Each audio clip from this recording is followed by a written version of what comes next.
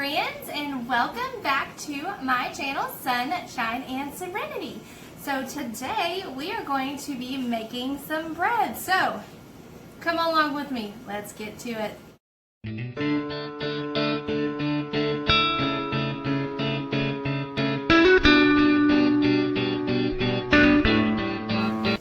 So first off, your ingredients that you will need is, if you're doing just one loaf of bread, you will need 1 cup of water, warm water. You will need 2 teaspoons of self-rising yeast, or active dry yeast. And this is the kind that I use right here. And then you will need 1 tablespoon of honey. So we've got some honey here. You will also need half a cup of white flour. Now, if you are making wheat bread, which is what I normally do make, but today I am actually making white bread because my husband does not prefer the wheat bread, and so I'm going to make a couple loaves of white bread to be able to use for him during the week and also for my kids for school this week. We're starting homeschool tomorrow. It is our first day of school, and we are super excited. So I'm going to get some baked for them. But if you're going to be making wheat bread, you will also need wheat flour, but you will need wheat and white flour to make the wheat bread. So you'll need half a cup of white flour, and then you'll need a tablespoon of olive oil. So this is the olive oil that I'm using. And then you'll need 2 teaspoons of salt. And then you will need up to 4 cups of either whole wheat or white flour. Now, if you're doing wheat bread, you'll need whole wheat flour. If you're going to do white bread, you just continue to use the white flour. All right, so let's get going. So the first step is, in a mixing bowl like this, you're going to combine your warm water. So we're going to pour that in, and then you're going to also add in your yeast. Now, I am doubling this recipe because I am making 2 loaves of bread, so my ingredients are doubled. And so you'll add in your active dry yeast. So just add that in right there. And then you're going to add in your honey. So because it takes a tablespoon of honey, and I'm making 2, I'm going to do 2 tablespoons. So you just double everything. So we're just going to add in our honey.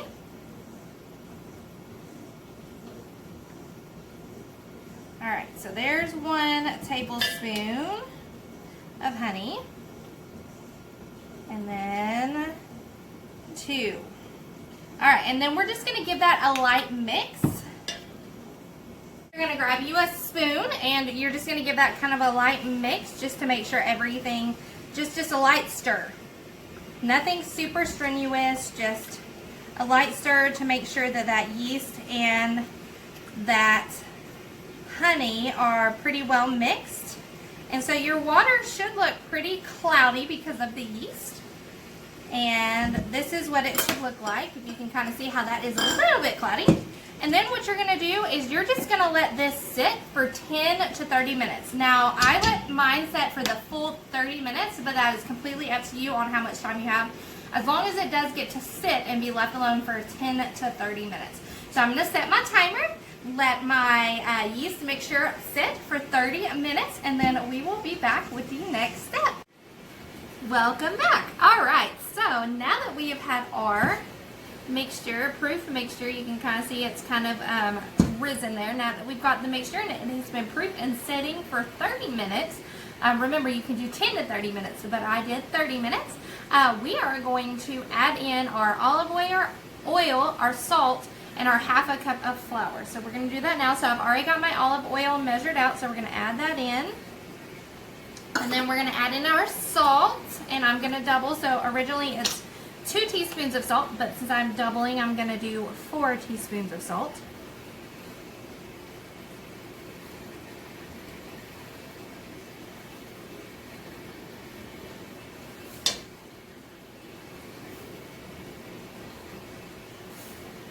And then you're going to add in your half a cup of flour. And again, I've got double, so I'm going to be doubling my recipe. Get a good wooden spoon. Now this is what you're going to use to stir it. And then one of the key things is you want to be able to read your dough. So what I mean by that is each time you make bread is going to be a little bit different with the amount of flour that you add in. So a recipe may call for up to 4 cups of white flour, but it's going to depend on a lot of different factors in your kitchen. So temperature, humidity, all those things can affect the way that your dough gets together. So because of that, you need to learn to read your dough. So I'm going to teach you what that means, but you're going to stir all of that together that you just added in.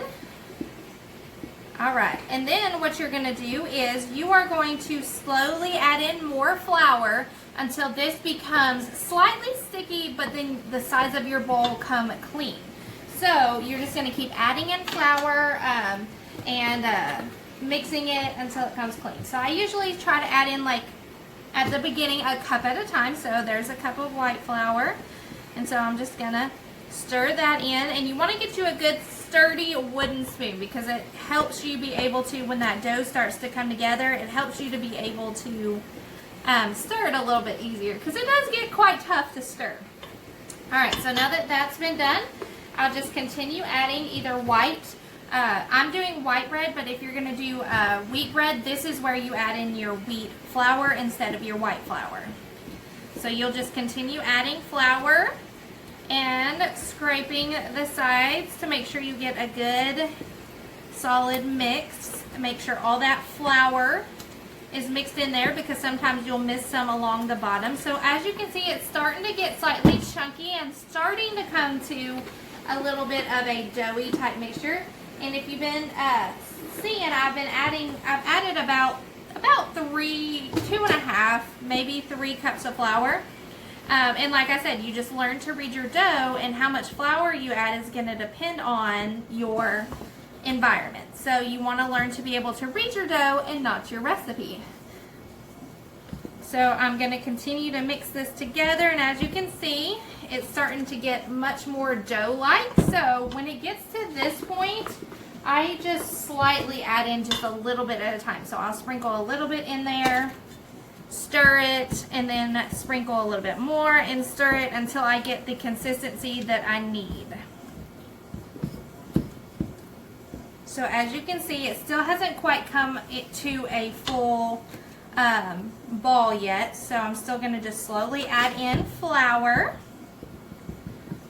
because you want it to be able to come to a ball of dough, and then you want the sides of your bowl to come clean. So just add in some more. And I find that this process with wheat flour actually is a little bit quicker, and I end up using a lot less wheat flour than I do white flour. But today, again, I'm making white bread instead of wheat bread. So then I'm just going to slowly add in flour just a little bit at a time. And just continue to repeat that process, like I said, until we get the consistency that we want. So as you can see, there's still quite a bit on the sides of my bowl. That's not what you want.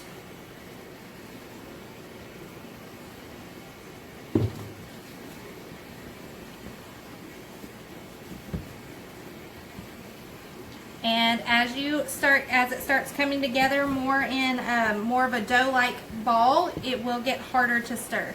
So that's why I say a good wooden spoon is key, or once it gets to a certain point, you can also use your hands if you choose to do that. As you can see, we are almost there.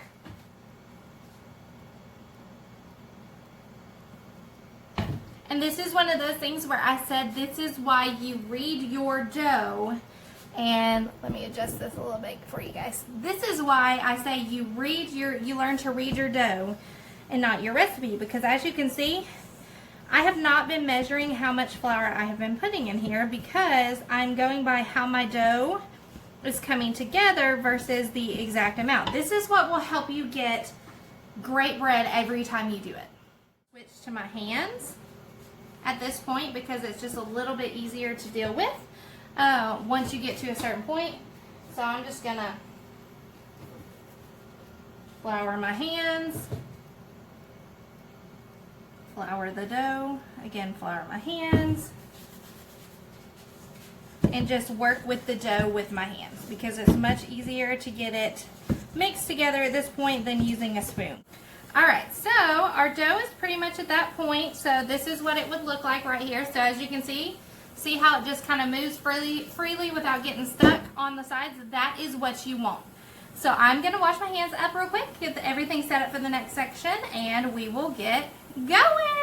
Okay, so now that we have our dough the right consistency, now you need a floured surface. Now you can use your countertop.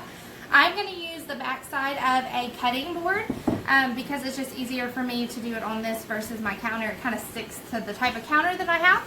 So what you're going to do is you're just going to flip that out.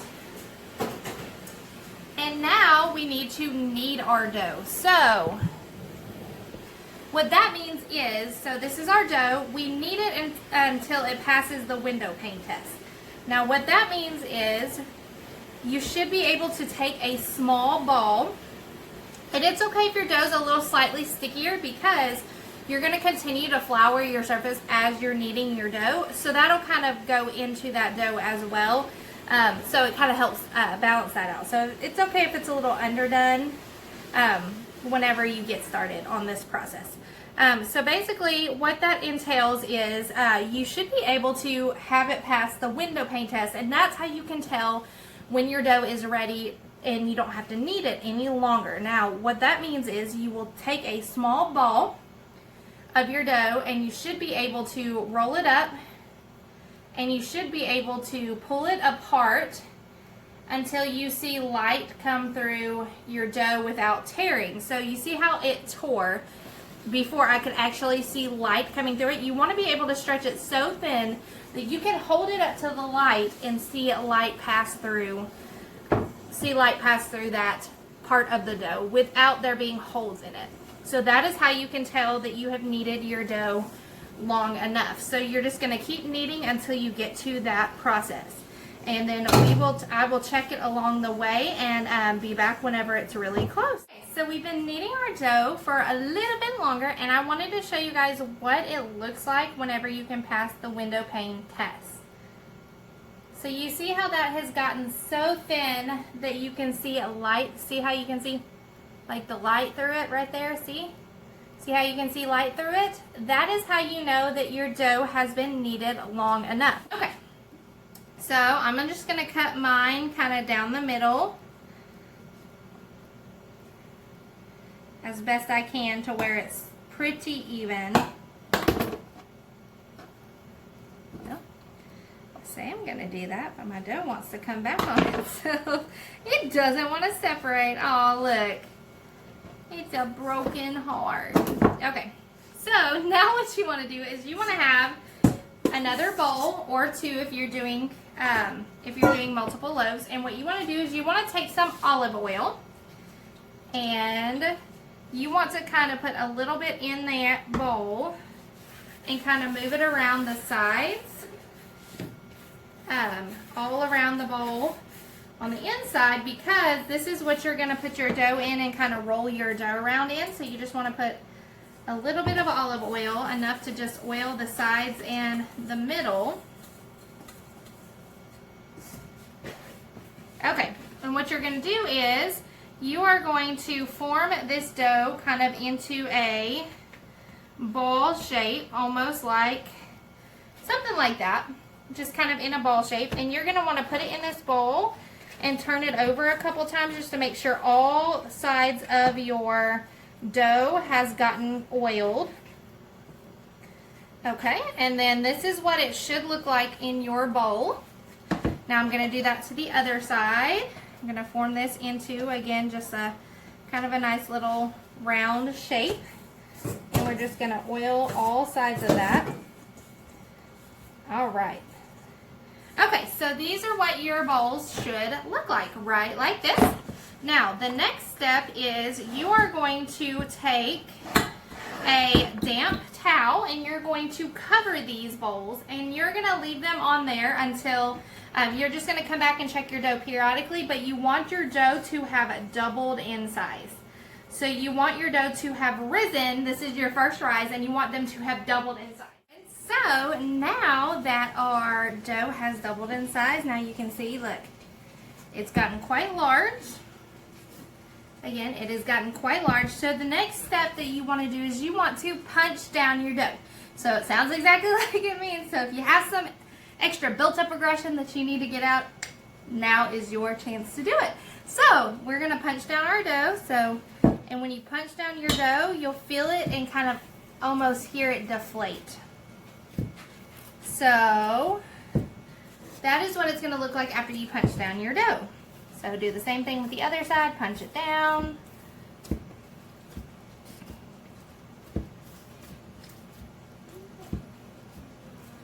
Okay, then what you want to do is you want to flop it out onto a surface. Again, I'm just going to use my cutting board, and you're going to want to roll it into a ball, kind of making sure that there are no air pockets in here.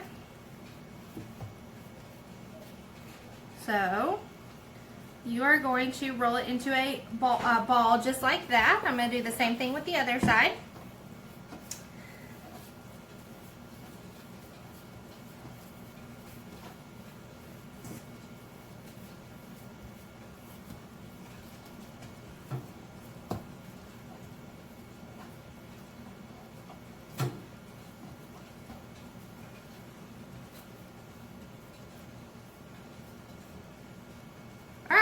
Right like that. So there's your dough, and you're gonna let that rest for 5 minutes. So I'm gonna actually make a timer, and you want to make sure that you let it rest for the full 5 minutes in order to just give it time to rest. That's a very important step.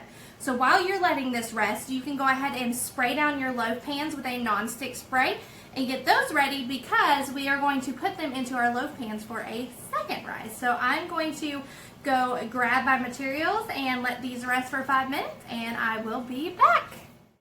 Okay, so now that our dough has rested for 5 minutes, we are going to go ahead and shape them into our loaves and put them into our loaf pans for a second rise. So when you're doing this, it's very important when you're forming your loaf to make sure you roll it out completely to where you do not have any holes in the middle.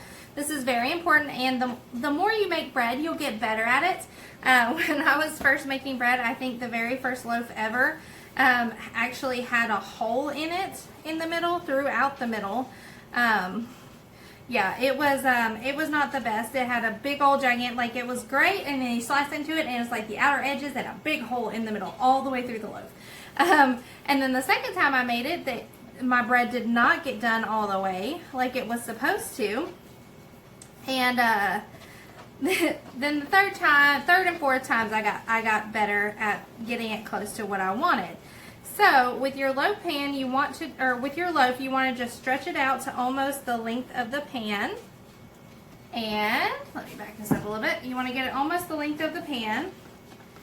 And then I always flip it over to the side that's not necessarily the prettiest, but you want to make sure that all this right in here, you want to make sure it's all closed, because if you don't, it's going to make a hole where those air pockets have gotten to whenever you go to put your bread in the oven. So then you're just going to fold over the sides like this and just form your loaf. So then just flip it back over like so, and just kind of shape it the way that you want it, and then you will put it into your loaf pan.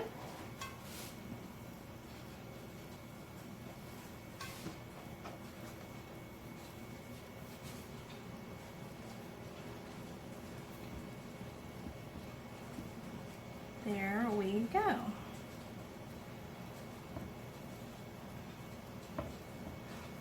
Okay, so there's our first one. And then now we're going to do the second one. And again, you want to like make sure you close all of this, because we don't want any holes in there. We do not want holy bread. As much as we love to be holy in the household, we do not want a holy loaf of bread. So, all right, let's see. So you just kind of work with it. Like I said, closing those gaps just to make sure there's no unnecessary holes. And then you just do this on the ends of your loaves like so. flip it over, kind of work with it. You may have to get it, shape it a little bit to be able to fit into your loaf pan. So just shape it however you want it. And again, here is your loaf pan. So you will just pick it up.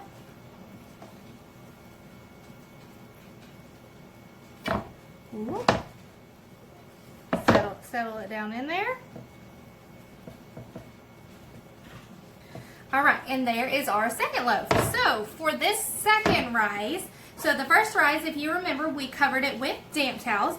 Your second rise, you're gonna want to cover it with a light, dry tea towel or dish rag, but you just wanna make sure that it's fully covered and it's a non-wet, light towel.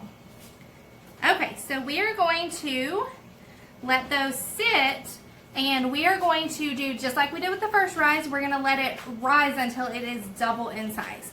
So once it is double in size, we will come back and we will put them into our oven for, we will bake at 425 degrees for 30 minutes. And what I will do is I will turn my loaf halfway through, so at the 15-minute mark.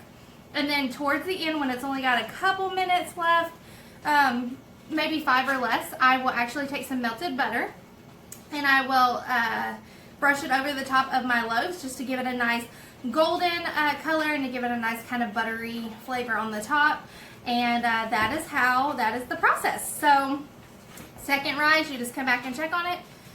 425 degrees in your oven, bake it for 30 minutes, turn your loaves at 15 minutes and bake for another 15 minutes. And then when you got about 5 minutes or less, brush it with some melted butter along the top, take it out, dump it out of your baking pans and put it on a cooling rack or something where it can be kind of elevated, and let it cool completely down, because if you want it to be able to be really great and sliceable, you want to make sure it's fully cooled down before you actually go to slice into it. So that is our bread making video, and that is how you make bread. If you have any questions or comments, make sure you drop them in the comment section below. Thank you for joining me in the kitchen today as we get ready for our very first week of homeschool, starting back tomorrow, and all that comes along with that, making lots of lunches with our nice, fresh, homemade bread. So we are super excited, and I hope you all have a wonderful rest of your Sunday, and I hope you all have a wonderful rest of your week. Check me out tomorrow. I will be posting my weekly garden tour tomorrow, and I look forward to seeing y'all then. Thanks for joining. Y'all have a great day. Blessed friends. Bye.